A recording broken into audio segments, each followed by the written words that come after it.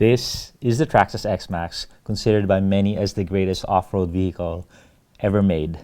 And introduced 5.5 years ago, a lot of people still think this is the best one you could buy today. But as good as it is, it has a lot of weaknesses. And I'm gonna explain to you 7 of those weaknesses and how to fix them to maximize your enjoyment.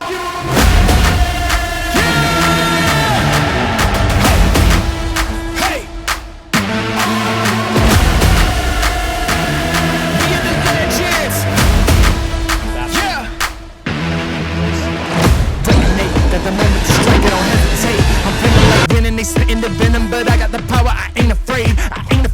I'm in your face. Forget tomorrow, man. I'm here today. Won't settle for good, man. I'm shooting for great. To remember my name when I'm in the grave. Yeah, all in, not pretending. Hall of Fame in with the veterans. I ain't playing weak, no, I'm playing for keeps. Can't stop me. I'm a legend. I run with the crew that's making the moves. Get out of the way. We coming through. We got this. Never stopping, and we won't lose. No, we can't lose. Yeah. All right, Traxxas X-Maxx, it's so good that people forget about its weaknesses. They don't talk about it, but I'm here to explain them to you. That way you can address them when the problems happen, or you can get ahead of the problem and make sure you don't get stranded out there on the trail. What it's good at is it's got an incredible drivetrain, 8S drivetrain that can handle the power, won't give you problems, and it has handling for days. A 24-pound vehicle that can corner like a cat and do twirls in midair. It's just an amazing experience. The number one weakness is the tires. The tires simply cannot handle this vehicle. They are too weak, and this is the culprit right here. It just tears up the sidewall. The casing is just so weak. It's a crime that they use it with this car and that they still continue to spec it in this car. So either in 6S or 8S, they will just blow up, you know. And the common problem is because it has open differentials, when one tire is in the air, this will get all the power that this doesn't get. So instead of spinning at 50 miles an hour, it's gonna spin at 100 miles an hour and it'll just blow itself up. So the solution is to get another brand tire, the Proline Badlands, with a belted sidewall or casing. Tire casing is the solution. Durotrax has that one too, and I'll have links in the description. At the minimum, you need to carry spare tires and wheels in your toolbox when the blowout happens, so you're not out there stranded. A couple other solutions is, one, don't use easy on the throttle. Like I said, when it's in the air and they're not spinning at equal velocities, you know, get off the throttle, because the more you do that, the more it's almost sure to blow up. 6S or 8S. Auto flip too. When auto riding, when it's doing that and you're not in control, this thing can just blow up. So just avoid that feature, unfortunately. And the last solution is just to vent the tires. Punch holes on opposite side of the tires because air has weight, believe it or not. And then when it's spinning at full speed, if it has air trapped inside, you know, it's gonna put pressure on the tire casing and blow it up. The number 2 weakness of this vehicle is the servo. The servo is so anemic and inadequate that it just can't turn this vehicle. Like if you turn it right now while it's on rest, it won't even, the wheels will go like this. So weak, and worse than that is it's gonna break out on the trail, leave you stranded, whether you're out in water or, you know, out in rocks. It's gonna leave you disappointed. So the solution, here's the servo, by the way. It's huge, but it's so light, it's full of air, heats up, and it needs this heat sink. Plastic servo horn, plastic servo saver, everything about it is bad. So the solution is to get the upgraded servo from Traxxas. This is 245 ounce. The other one's 345 ounce with a better servo saver. It'll get you going, but the real solution is to use a standard size servo. They have an adapter that's super cheap. Get that strong servo saver, and then use a standard servo from Homes Hobbies, Reefs, are some of the great companies that are fast and strong. 800 ounce, 1,000 ounce, and you'll have what I have, which I'm willing to show you right now. I did that upgrade. I'm using a small servo, a standard servo, but you'll see the difference. Pardon the fan noise. So here it is, weight of the vehicle's on it. Not a problem. I'll put more weight on it. Still going in the air at speed. So super cool. Not only is it strong, it's fast. And fast is good on a vehicle like this because it allows it to just turn on a dime, you know, be like a cat, so to speak.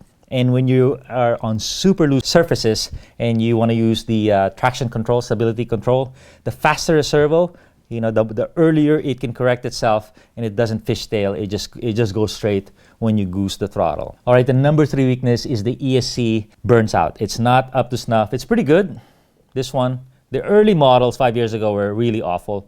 The new ones are better, but they're still not quite there. And especially using that auto riding technology that they have, it goes full forward, full brake, full reverse. You know, that stuff is hard on this thing. So not quite there. The easy solution, when it breaks, so I wouldn't say replace it right away, but when it breaks, get the Hobbywing Max 6 ESC.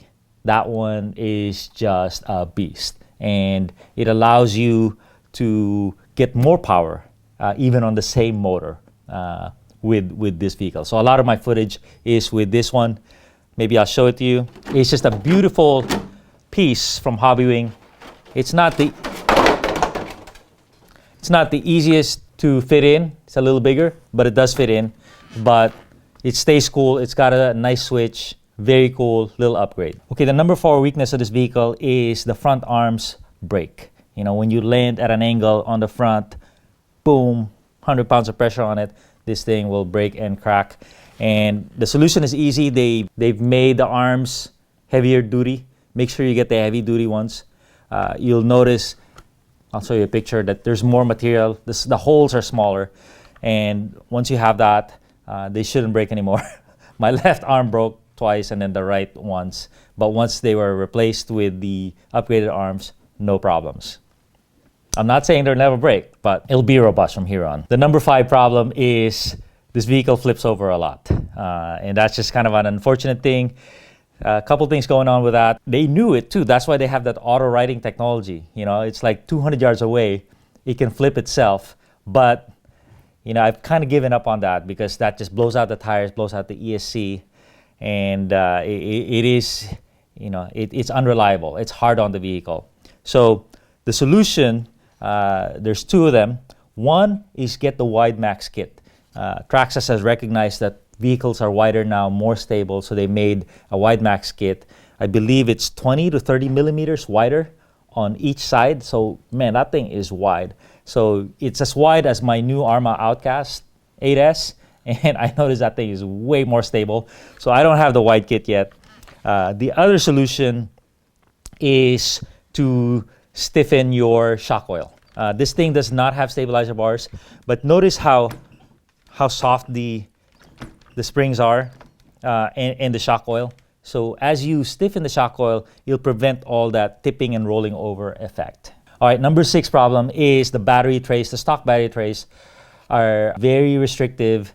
Very few batteries will fit, mostly Traxxas batteries. And even when the batteries fit, aftermarket batteries, sometimes it touches the wires and harms the wires. So the solution is to use a Velcro system. Either design your own. All you really need to do is just have some long Velcros on each side. Remove those, the stock ones. And here you have so many more options: thin batteries, tall batteries, long batteries. This is just the way to go. But Velcro is the way to go. And that little bit of give is actually good for the battery, you know, during the hard impacts. And the last problem, I don't have this, but I have friends who have the issue, is if you are very hard on the vehicle, like you're on a skate ramp and you land, you case the vehicle on the takeoff of a jump and you land right here, the chassis remarkably is not going to break because of the flex. You know, the suspension and chassis of this is the beautiful thing about the vehicle.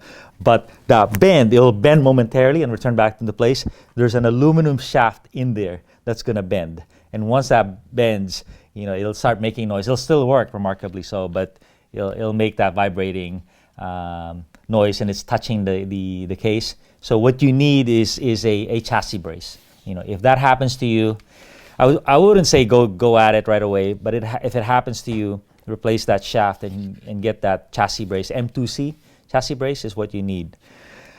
So there you go. Make the best vehicle around, or one of the best. Continue to be the best, and just maximize your enjoyment out there.